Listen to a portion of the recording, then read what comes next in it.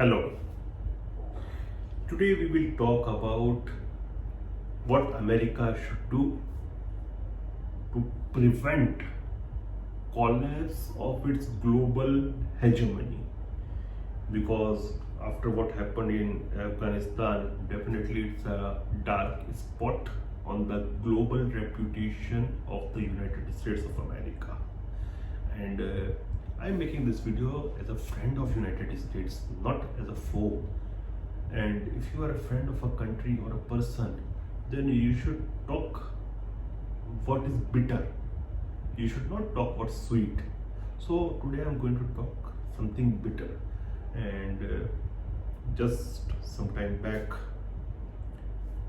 yesterday itself, there was an article yesterday or the day before there was an article in the Global Times, and Global Times, as we know, is the mouth organ of Chinese Communist Party, and it was targeted upon Taiwan, and actually they were making fun of United States that whatever they did in Afghanistan or Somalia or in Vietnam, they are going to repeat in Taiwan as well.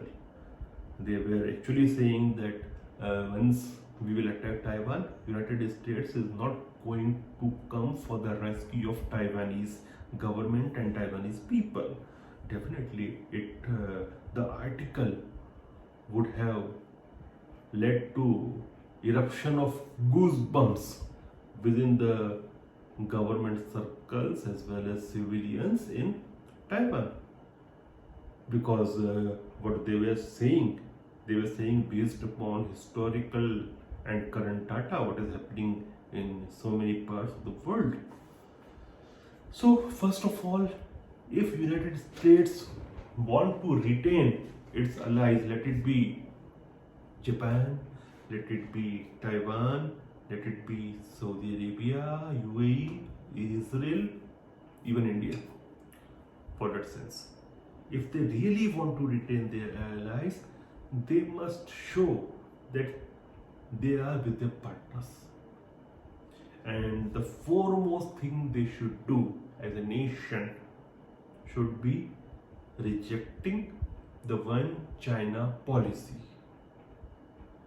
and accepting the nationhood of Taiwan. If you are not doing that, how can Taiwan or Japan, countries like that, trust you?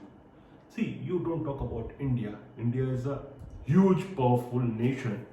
We don't need your troops to defend ourselves. We can defend ourselves from any threat, including that of China or anybody. But what about these tiny nations?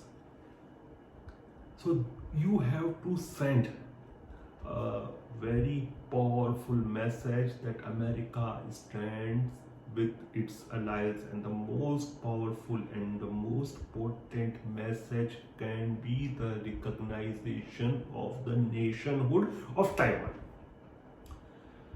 And I also want to remind the Americans that a decade ago, Hillary Clinton penned a widely read article in which she made the case that in the coming decade, the United States need to pivot away from conflicts in Iraq, Afghanistan, and instead bolster its investment in the Asia Pacific, that is Indo-Pacific. That time it was called as Asia Pacific region, today it's known as Indo-Pacific region, and it's high time now.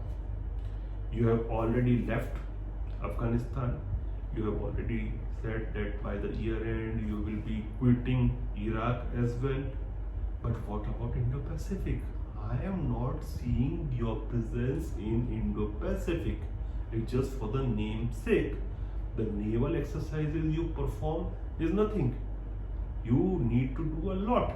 You need to execute the things in terms of policy, in terms of budgetary allocations, as well as the diplomatic attention which is lacking right now. Plus, you need to solidify your friends in the region, You need to have a proactive agenda on trade and economic integration.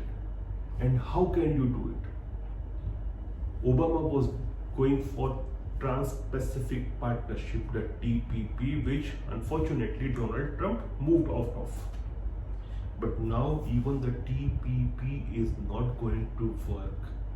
You need TPP plus. And what is TPP plus? It should include all the countries of Quad as well as ASEAN. Then only it can succeed. Enough of calling stuff like Blue Dot Network. Where are the funds for that? You talked in G7 about BBW, Build Better Work. Where are the funds for that? You need to allocate funds for all these things. I am not seeing anything on ground. It's only on television screens and paper sheets. So if you want to counter the Belt and Road Initiative and put your own BBW initiative, you need to allocate funds. You can claim that we will be allocating these much of funds, but you must allocate them. Claiming this means nothing in the international arena. Then you have to have a strong joint Quad plus naval presence in Indo-Pacific. And why I am saying this Quad plus? Because United States Navy alone cannot challenge China in this region, specifically in the South China Sea region. And why I am saying you? Because in year 2011, the US Navy had 12 more battle force ships than Chinese Navy, the PLAN. But today, China is having roughly 40 more ships than United States. So US alone cannot do the target.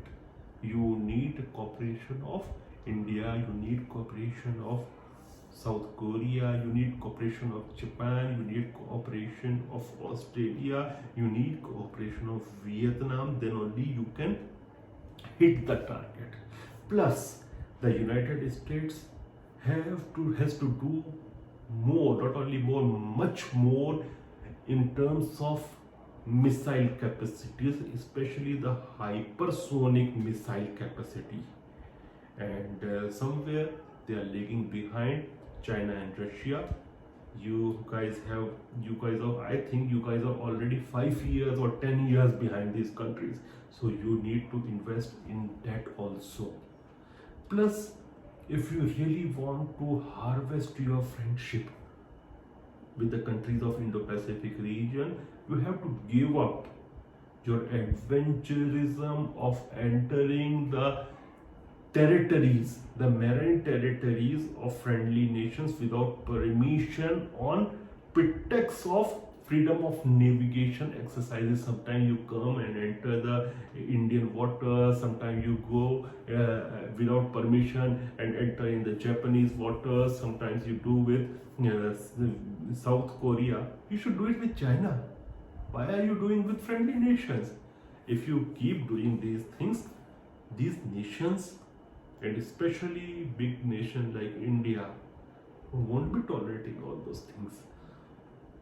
Plus, allocation of funds, I'm not seeing that. Allocate funds, resources and military hardware in this region, which is very essential if you want to counter the menace of China and want to regain or reclaim the global hegemon status which you guys are losing very rapidly. And finally and most importantly, you have to minimize the gap between your rhetoric and action. Thank you.